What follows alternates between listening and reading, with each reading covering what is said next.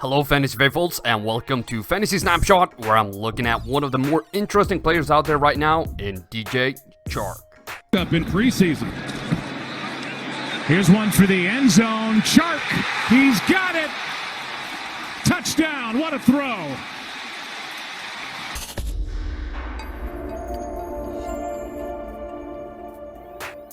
Chark is facing the Carolina Panthers in Week 5. The Panthers give up 21.4 points to wide receivers on average, 6th least in the NFL, with 9.1 yards per reception and 2 touchdowns.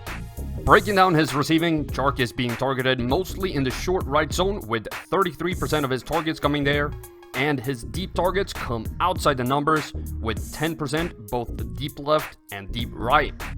His catch rate are not what I would call impressive in the short zones, with the short right being even below 50%. But the deep zones are fantastic, and this is where he makes his living, which is somewhat unfortunate as Carolina is the best team in the league covering deep passes. Opposing receivers catch less than every 5th deep pass against them. But it's still in the deep zones he will have to make his mark, or the short left, because the short right and middle are terrible in yards per catch as well, while the deep zones are all fantastic weapons for him. Especially that deep left zone, this is where he can hurt the Panthers. When they actually let up a catch, they give up 31.5 yards per completion, 5 over the league average, and the only zone that they're not leading the league in. Right now, he has the 6th highest floor of any wide receiver in 2019. This is of course a very small sample size, but still impressive. Add that his ceiling is almost 20 points, and he looks extremely capable of starting. His boom chance is not one of the higher ones out there, and that is part due to the high ceiling. He is not that likely to be above it. The bust risk, on the other hand, is very low with a floor that high, which is fantastic. His touchdown rate over the last 2 years has been 5.2%. He is 0.8 below league average, close to the mean, so we shouldn't expect big changes here. With how the Jaguars are playing at the moment, the way they're using Chark in combination with how the Panthers handles receivers, I have him predicted for 7 targets and 5 receptions. Minshew has time again. Lofts one up. Touchdown! D.J. Chark! I would like to take a second to remind you to hit that like button, leave a comment what you think about this video, and subscribe to the channel.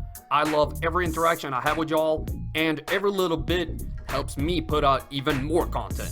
Looking at his usability, we see in 4 weeks, Chark should have been started 3 times with wide receiver 8 finish in week 1, wide receiver 20 finish in week 2, and wide receiver 16 in week 3.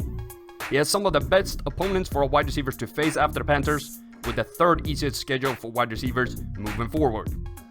Looking at this week's situation, the Jaguars are playing on the road versus a top 16 air defense with a 500 record. For Chark, this is both up and down. He has traditionally scored less points on the road and against top pass defenses. However, he's been great against teams with 500 or above records, making this a difficult matchup to predict.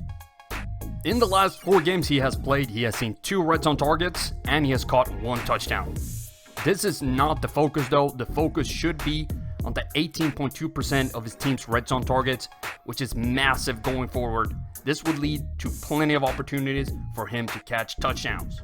Based on all these stats, he has a risk factor of 30.8% this week, a fairly average risk for a wide receiver, and for the game against the Panthers, I have him projected for 9.6 fantasy points.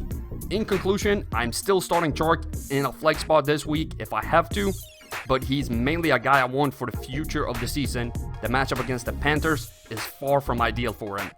What do you think about Chark? Are you starting him this week, and what do you think about him moving forward? Let me know in the comments below. Thank you for watching, and don't forget to hit that like button and subscribe for more weekly content. Shotgun for Foles. Foles steps. Deep one. End zone. Caught. Touchdown. D.J. Chark, the over-the-shoulder grab. Hello Fantasy Faithful, I hope you enjoyed that video. Don't forget to check out more of them right here and here. In case you haven't done so already, be sure to subscribe to the channel and turn on notifications so you don't miss a beat.